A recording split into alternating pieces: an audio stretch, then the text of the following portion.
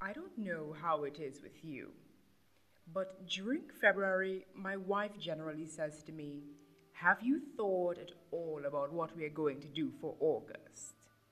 And of course, I say, "No." And then she begins looking through the advertisements of bungalows to let.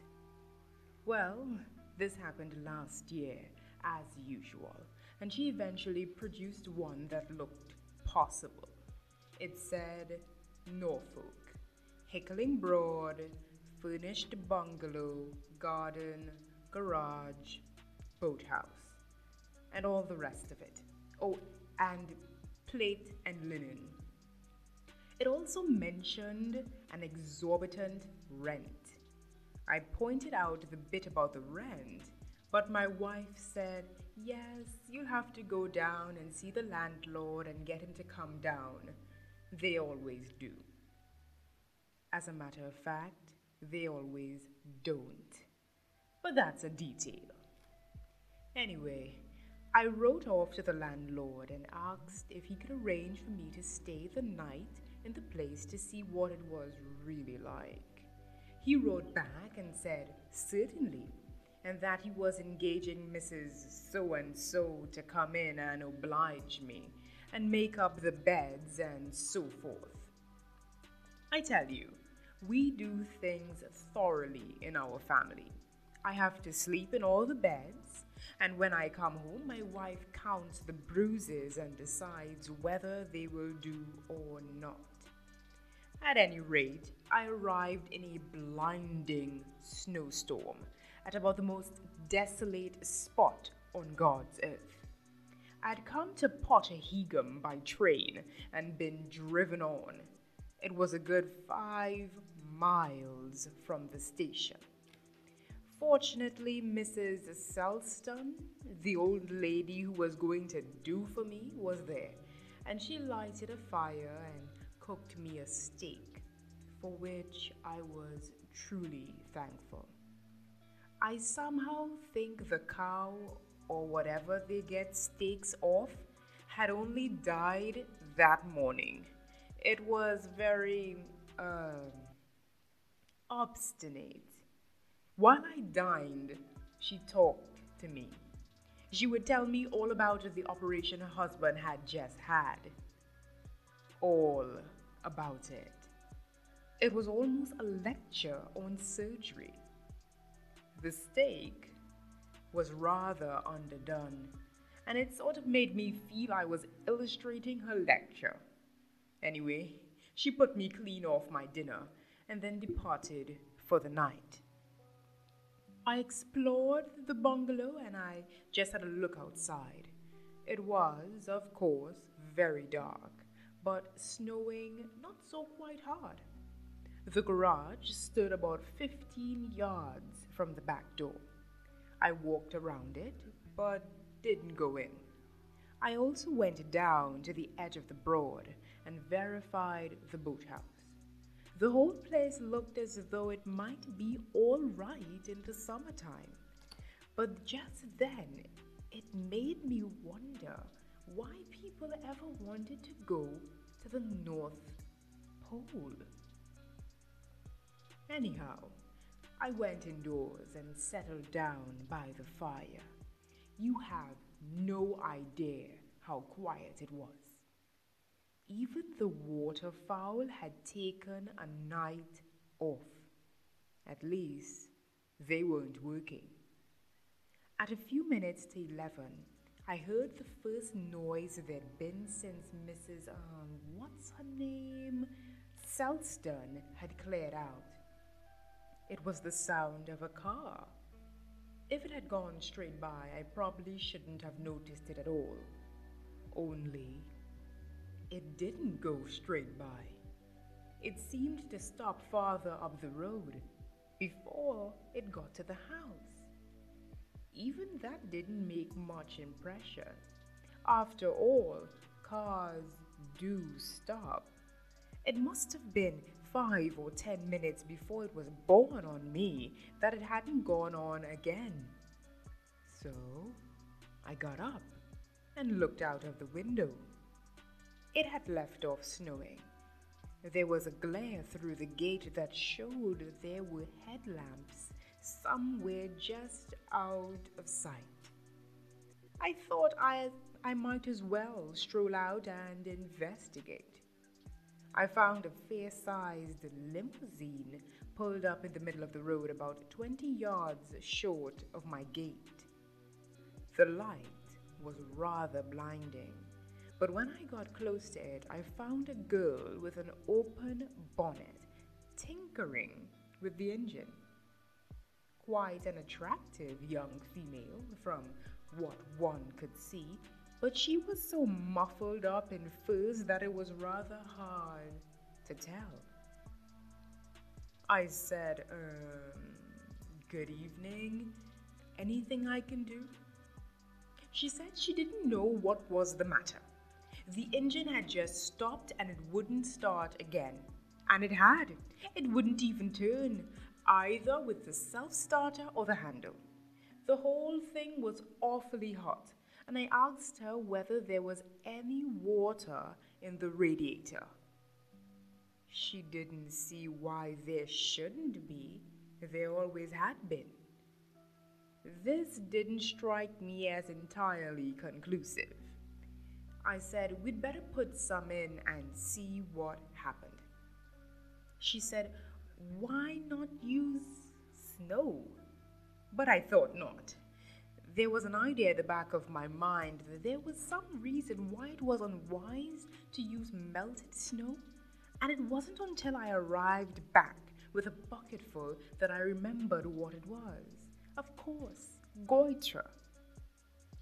When I got back to her, she had got the radiator cap off and inserted what a Danish friend of mine calls a funeral. We poured a little water in. Luckily, I'd warned her to stand clear. The first tablespoon that went in came straight out again, red hot, and blew the funeral sky high. We waited a few minutes until things had cooled down a bit, but it was a no-go. As fast as we poured water in it, it simply ran out again into the road underneath. It was quite evident that she had been driving with the radiator bone dry, and that her engine had seized right up. I told her so. She said, does that mean I've got to stop here all night? I explained it wasn't as bad as all that. That is, if she cared to accept the hospitality of my poor roof, and it was a poor roof. It let the wet in. But she wouldn't hear any of it. By the by, she didn't know the circumstances, so it wasn't that. No, she wanted to leave the car where it was and go on foot. I said, don't be silly. It's miles to anywhere. However, at that moment, we heard a car coming along the road, the same way she'd come. We could see its lights too, although it was a very long way off. You know how flat Norfolk is. You can see a terrific distance. I said, there's the way out of all your troubles. This thing, whatever it is, will give you a tow to the nearest garage, or at any rate a lift to some hotel. One would have expected her to show some relief, but she didn't. I began to wonder what she jolly well did want. She wouldn't let me help her to stop where she was, and she didn't seem anxious for anyone to help her to go anywhere else. She was quite peculiar about it. She gripped hold of my arm and said, "What do you think this is that's coming?" I said, "I'm sure I don't know, being a stranger in these parts, but it sounds like a lorry full of milk cans." I offered to lay her 6 pence about it. This was before the betting tax came in. She would have had to pay too, because it was a lorry full of milk cans. The driver had to pull up because there wasn't enough room to get by. He got down and asked if there was anything he could do to help. We explained the situation. He said he was going to Norwich and was quite ready to give her a tow if she wanted it. However, she wouldn't do that, and it was finally decided to shove her car into my garage for the night to be sent for the next day, and the lorry was to take her to Norwich. Well, I managed to find the key of the garage, and the lorry driver, Williams, his name was, and I ran the car in and locked the door. This having been done, I suggested that it was a very cold night. Williams agreed and said he didn't mind if he did. So I took both of them indoors and mixed them a stiff whiskey and water each. There wasn't any soda. And naturally, the whole thing had left me very cold too. I hadn't an overcoat on. Up to now, I hadn't seriously considered the young woman. For one thing, it had been dark, and there had been a seized engine to look at. I'm afraid that's not a very gallant remark. What I mean is that to anyone with a mechanical mind, a motor car in that condition is much more interesting than, well, it is very interesting, but why labor the point? However, in the sitting room, in the lamplight, it was possible to get more of an idea. She was a little older than I'd thought, and her eyes were too close together. Of course, she wasn't how shall I put it? Her manners weren't quite easy, and she was careful with her English. You know. But that wasn't it. She treated us with a lack of friendliness, which was, well, we'd done nothing to deserve it. There was a sort of vague hostility and suspicion, which seemed rather hard lines considering. Also, she was so anxious to keep in the shadow that if I hadn't moved the lamp away, she'd never have gotten near the fire at all. And the way she hurried the wretched Williams over his drink was quite distressing and foolish too, as he was going to drive, but that was her funnel. When he'd gone out to start up his engine, I asked her if she was all right for money, and apparently she was. Then they started off, and I shut up the place and went upstairs. There happened to be a local guidebook in my bedroom with maps in it. I looked at these and couldn't help wondering where the girl in the car had come from. I mean, my road seemed so very unimportant. The sort of road one might use if one wanted to avoid people. If one were driving a stolen car, for instance. This was quite a thrilling idea. I thought it might be worthwhile to have another look at the car. So I once more unhooked the key from the kitchen dresser and sallied forth into the snow. It was as black as pitch, and so still that my candle hardly flickered. It wasn't a large garage, and the car nearly filled it. By the by, we'd backed it in so as to make it easier to tow it out again. The engine I'd already seen, so I squeezed past along the wall and opened the door in the body part of the car. At least, I only turned the handle, and the door was pushed open from the inside and something fell out on me. It pushed me quite hard and wedged me against the wall. It also knocked the candle out of my hand and left me in the dark. which was a bit of a nuisance. I wondered what on earth this thing was barging into me like that, so I felt it rather gingerly and found it was a man, a dead man with a mustache. He'd evidently been sitting propped up against the door. I managed to put him back as decorously as possible and shut the door again. After a lot of groveling about under the car, I found the candle and lighted it, and opened the opposite door and switched on the little lamp in the roof. And then, of course, I had to make some sort of examination. He was an extremely tall and thin individual. He must have been well over 6'3". He was dark and very cadaverous looking. In fact, I don't suppose he'd ever looked so cadaverous in his life. He was wearing a trench coat. It wasn't difficult to tell what he'd died of. He'd been shot through the back. I found the hole just under the right scrofula, or scalpel. What is the shoulder blade anyway? Oh, clavicle. Stupid of me. Well, that's where it was, and the bullet had evidently gone through into the lung. I say evidently, and leave it at that.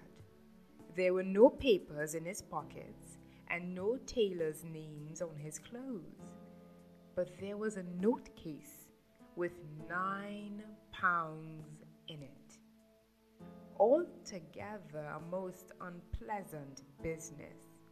Of course, it doesn't do to question the workings of Providence, but one couldn't help wishing it hadn't happened. It was just a little mysterious to, who had killed him? It wasn't likely that the girl had, or she wouldn't have been joyriding about the country with him. And if someone else had murdered him, why hadn't she mentioned it? Anyway, she hadn't, and she'd gone, so no one could do anything for the time being. No telephone, of course. I just locked up the garage and went to bed. That was 2:00. Next morning, I woke early, for some reason or other, and it occurred to me as a good idea to go and have a look at things by daylight, and before Mrs. Seltston turned up. So I did. The first thing that struck me was that it had snowed heavily during the night, because there were no wheel tracks or footprints, and second was that I'd left the key in the garage door. I opened it and went in. The place was completely empty. No car, no body, no nothing.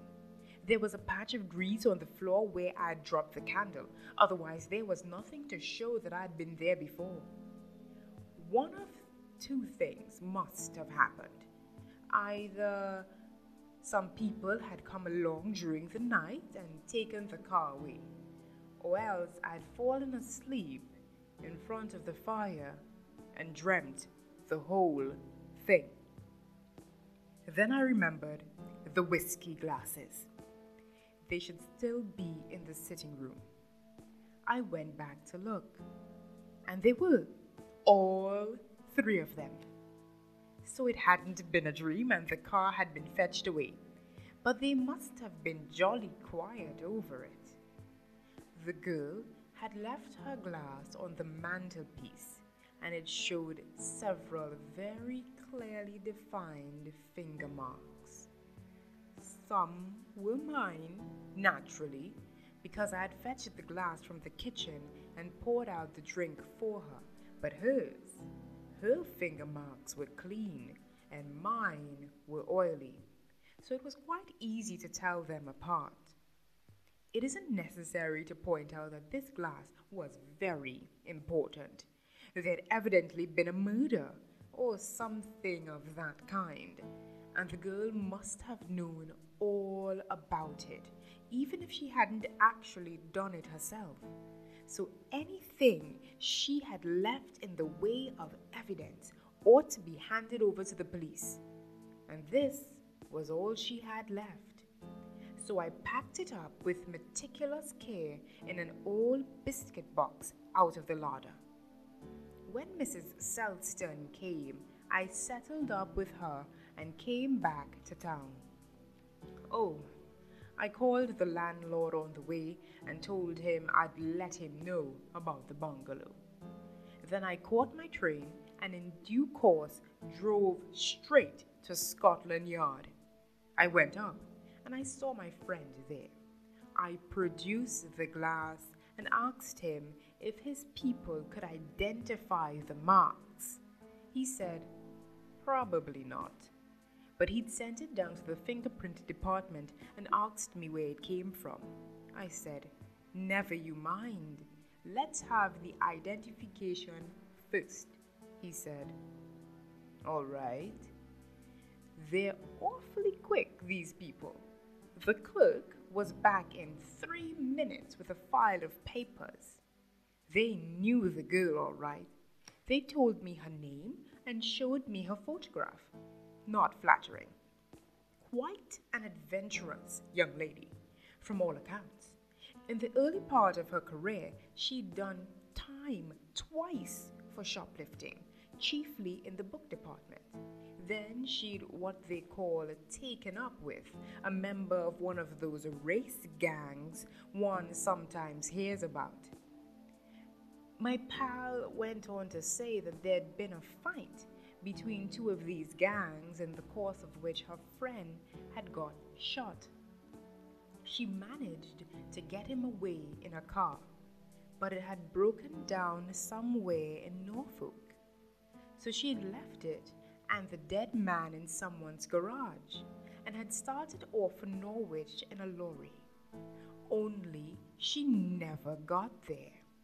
On the way, the lorry had skidded, and both she and the driver, a fellow called Williams, had been thrown out, and they rammed their heads against a brick wall, which everyone knows is a fatal thing to do. At least, it was in their case. I said, look here, it's all very well, but you simply can't know all this. There hasn't been time. It only happened last night. He said, last night be blowed. It all happened in February 1919. The people you've described have been dead for years. I said, oh. And to think that I might have been stuck to that £9.